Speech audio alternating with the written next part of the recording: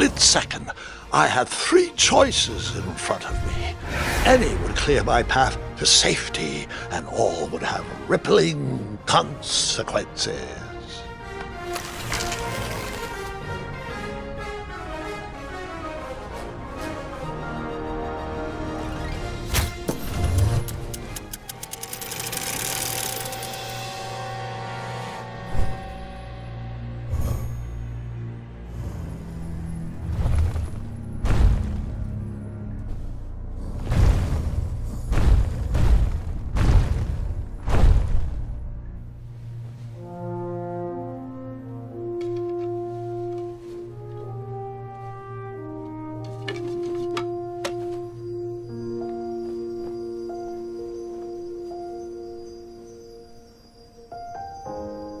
My hands were shaking and my arms could barely grip the rope, but with the last of my strength, I climbed out of the well and headed back to the castle. Ever since the magic mirror returned, its reflections have warned the kingdom of danger, kept our family safe, and it has exposed many troublesome crumbs tangled in my beard. Yeah. King Edward was so proud that you returned his lost treasure that he made you king. Everyone knows that part. Now, can we get back to that dragon? Gwendolyn, there is so much more to my stories than dragons. I hope this old cap will be remembered for far more than the action tattered across its brim, sewn into the seams of many hidden adventures. All right, let's get back to the dragon. Tell me everything. Like, why did you set the dragon free even though he was trying to eat you? I set him free because, well, over the years I realized that the dragon was not the despicable, hideous beast Daventry had made him out to be. He was just a caged animal that was never shown any kindness. On that day, I forgave the dragon for his atrocious past. You have such a bizarre way of making friends, Grandpa. I guess I do too. I'm known as Gwendolyn the Popular back home, but only to my stuffed bunnies. I've always found it best to pursue friends where I can, though they don't always feel the same about me. All right, you two. Grandpa needs to rest. Gwendolyn, it's way past your bedtime. Sleep well, Grandpa. I'll be back first thing in the morning. I don't need rest. I'm as spry as I've ever been, though I wouldn't mind a slice of magic fruit.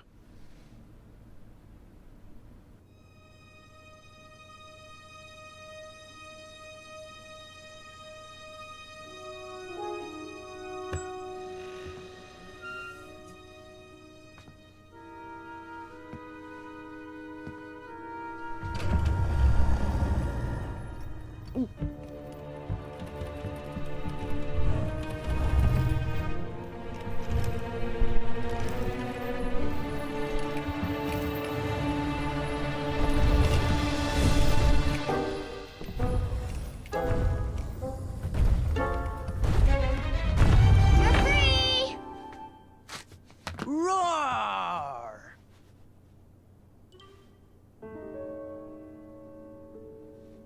Well, hello, cousin. Guard!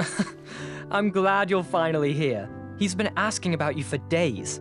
I had to sit through the same story 5 times. We got here as fast as we could, and I like Grandpa's stories, especially the ones with dragons. Ah, yes, the legendary beast that he set free. I don't know if he forgets I've heard that story before or he doesn't care, but he loves telling it to anyone that will listen. I'm pretty sure I heard the nursemaids telling his same jokes in the hall. Have you heard anything the doctors are saying? Yes, doctors, wizards, magic elves. Grandfather is fine, Gwendolyn. They all say the same thing. He's just old. He still has a few good years left. Look, we're all excited that your family made the trip, but there's no need to worry. You should get some rest. I'm sure you're scheduled for a full morning of Grandfather's hilarious ramblings. Oh, I'm also scheduled for the tournament tomorrow. Ah, yes, the fencing tournament. You'll love it. I'm of course favored to win and will make sure you have the very best seat to view my victory. The courtyard will be filled with important people and delicious hors d'oeuvres. Oh, I'm actually competing in the tournament. I had no idea we were hosting a junior tournament. That's incredible. In that case, I will gladly be there to cheer you on and eat delectable appetizers. Nope, no junior tournament. I'll be squaring off against you. I see. Well, perhaps this is the time to stop listening to stories and finally make some of your own. Good night, Gwendolyn. Sleep well.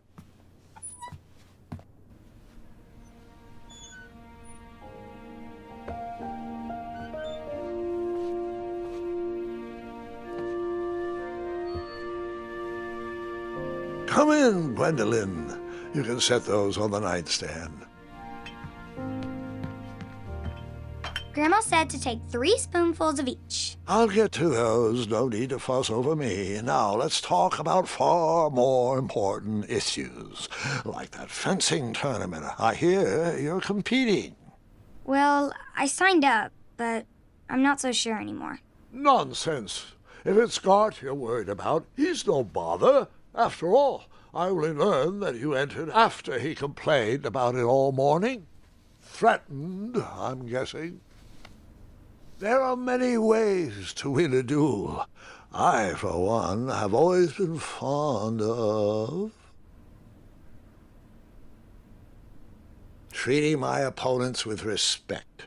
You'll be surprised what opens up to you. A lovely fellow once told me the fastest way to anyone's heart is through their stomach. Speaking of, that reminds me of a story, one I know you haven't heard before. When I was a much younger lad, before I was a knight, before I'd been to Daventry, and even before I had seen a dragon. It's a tale about a tournament that changed my life. It is a long story, but I shall tell it briefly. Well, Triumph, this looks as good a place as any to camp for the night. Let's rest up. We have a big day tomorrow.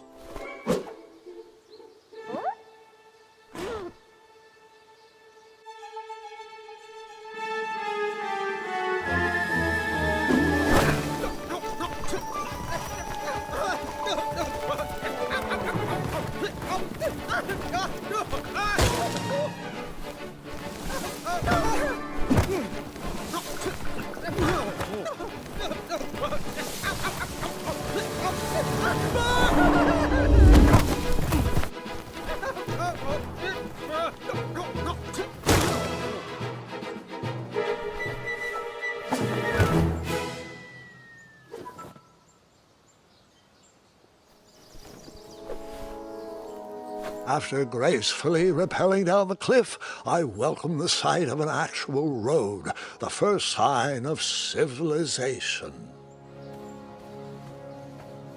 Daventry was just a few miles to the east. I'd read all about its wonders in my travel books.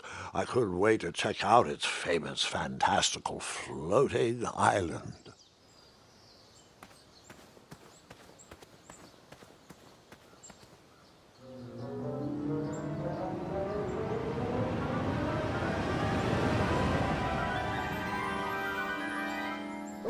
Grandpa, you can't leave Triumph. Don't worry, Triumph can fend for himself. We've been through our share of sticky situations, but he always comes around when I need him most.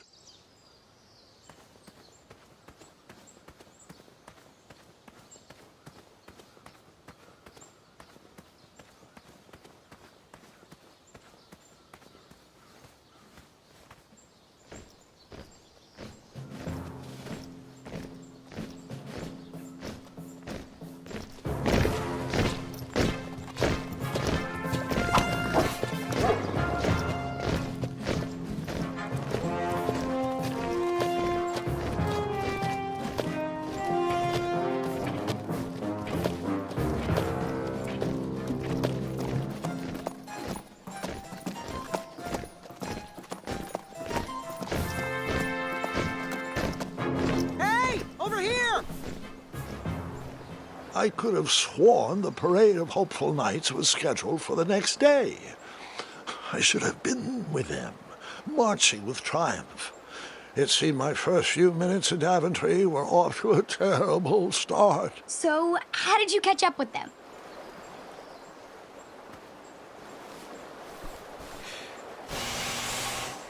That odd horn seemed to be missing some sort of mouthpiece.